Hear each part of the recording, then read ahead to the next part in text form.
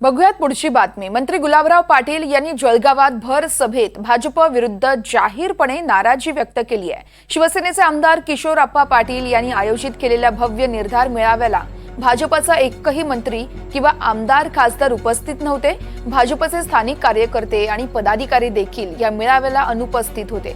या कार्यक्रमाचं मंत्री गिरीश महाजन, केंद्रीय राज्यमंत्री रक्षा खडसे त्यांच्यासह जिल्ह्यातील आमदार खासदारांना निमंत्रण देण्यात आलं होतं। मात्र या सर्वांनी या निर्धार मेळाव्याकडे पाठ फिरवल्यानं भर सभेमध्ये मंत्री गुलाबराव पाटील यांनी खंत व्यक्त केली आहे। वरिष्ठांकडे आजच्या मेळाव्यात जे घडलं ते सांगणार असं देखील त्यांनी सांगितलंय। युतीमध्ये अशा गोष्टी घडता कामा नयेत असं गुलाबराव पाटील यांनी म्हटलंय। शिवाय आम्ही नवरीवाले आहोत, त्यामुळे आम्हाला आता भाजप नवरदेववाले असल्यानं त्यांना किंमत आहे असा टोला देखील गुलाबराव पाटलांनी लगावला आहे।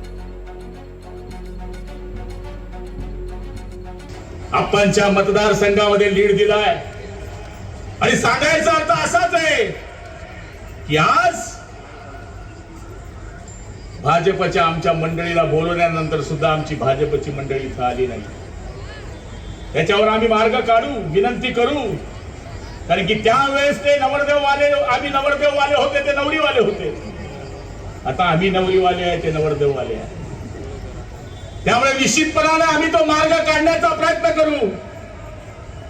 निश्चितपणाने मी भाषणातही बोललेलो आहे आणि मी वरिष्ठांकडे या गोष्टी मांडणार आहे की युतीमध्ये अशा गोष्टी घडता कामा नये, जेणेकरून ज्याचा विपरीत परिणाम पूर्ण महाराष्ट्रावर होईल। आणि मला तरी असं वाटतं की उद्याच्या दिवशी कॅबिनेट आहे, आदरणीय देवेंद्रजी असतील, आदरणीय गिरीश भाऊ असतील किंवा आदरणीय एकनाथ शिंदे साहेब असतील, यांच्यापर्यंत ही आम्ही माहिती देणार आहोत की जेणेकरून लोकसभेमध्ये ज्याप्रमाणे आपण एक संघ राहून निवडणुका लढण्यानंतर काय परिणाम होतो, देशाचा वारा इकडे तिकडे असताना सुद्धा आपण एक संघ असल्यामुळे 2 सीट आपल्या लोकसभेच्या निवडून येऊ शकल्या। तसं जर आपण एक संघ राहिलो तर जळगाव जिल्ह्यामध्ये 11चे 11 आमदार आपले निवडून येऊ शकतात। त्याच्यामुळे आपल्यामध्ये फूट असणं हे आपल्याकरता नुकसानीचं या ठिकाणी चित्र आहे असं मला सांगावंसं वाटतं।